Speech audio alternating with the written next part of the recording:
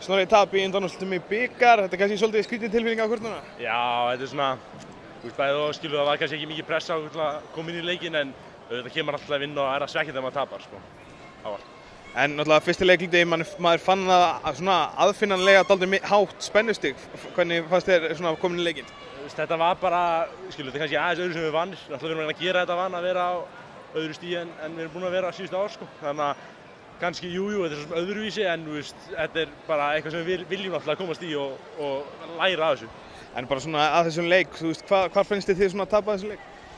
Við vorum bara að gera þeir fengu opin layup og við vorum svona vanta fannst með tal bara almennt með það þau hlupum tilbaka og endur þeir alltaf bara einn með layupið það var bara þannig klöður hluti, mér fannst það ekkert eitthvað þeir verða miklu betri við það var bara einbeitingarleysi myndi ég segja.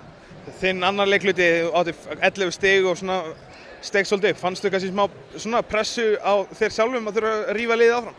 Já, þetta er búið að vera ég og við erum nokkur ungu að reyna að bera þetta upp og það er alltaf pressun á leikjum, maður lætur það sjálfan sig.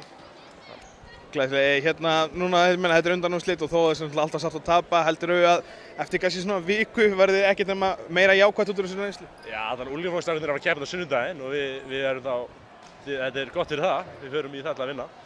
Glæsilegt, takk fyrir.